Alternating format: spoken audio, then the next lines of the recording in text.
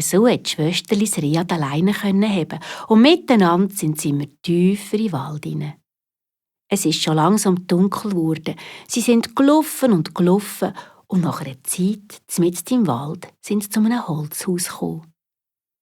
Die Schwester hat bei einem Fenster hineingeschaut. Kein Mensch weit und breit. Säuferli hat die Schwester die Türen aufgetan. Überall hatte es Staub und Spinnhoppel. Es hat ausgesehen, wie wenn schon lange niemand mehr in dem Häuschen gewesen wäre. «Da wohnt, glaub niemand», hat die Schwester zum Rehli gesagt. «Dann könnten wir ja da wohnen.» Das Rehli war einverstanden und die Schwester hat angefangen zu putzen und hat das Häuschen ganz schön eingerichtet. Es ist voraus Laub und Moos holen und hat für das Rehli ein weiches Nachtlager gemacht. Zum Essen hat die Schwester Beeren, Nüsse, ungiftige Pilze und zarte Wurzeln gesucht. Ja, und vor dem Häusli ist ein Brunnen mit frischem Wasser gestanden. Weil die Schwester Angst hatte, im Rehli könnte etwas passieren, hat das Rehli immer im Häusli eingeschlossen. Nach dem Sommer ist der Herbst gekommen. Und plötzlich hat man bellende Hunde und Jagdhörner gehört.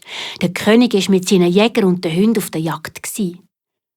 Als Rehli das gehört hat, ist es ganz übermütig geworden. Es wäre schüli gern voraus, darum hat es bettelt.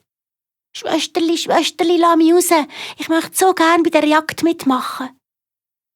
Schwesterli hat nicht wollen, aber das Rehli hat es so lange gestürmt, bis es Ja gesagt hat. «Also, gut, aber pass auf, und wenn du heimkommst, musst du an die Tür pöpperle und sagen, ‹Schwesterli, Schwesterli, tu auf, ich bin dein Reh.› Dann weiss ich, dass es du bist. Ich tue sonst niemandem die Türen auf.» Das Rehli hat es versprochen und ist glücklich zum Häusli aus in den grossen Wald gesprungen. Der König und seine Jäger haben das schöne Reh sofort entdeckt. Es war aber so flink, sie konnten es einfach nicht verwitschen. Kaum sind sie in seiner Nähe, ist es schwupps im Gebüsch verschwunden. Den ganzen Tag sind sie ihm hinterher, aber keinem ist es gelungen, das flinke Rehli zu fangen.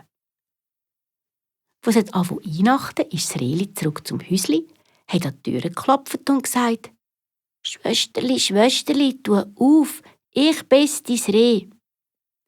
Schwesterli hat die Türe aufgetan, das Rehli ist reingesprungen und hat erzählt, was es alles erlebt hat. Dann sind sie schlafen.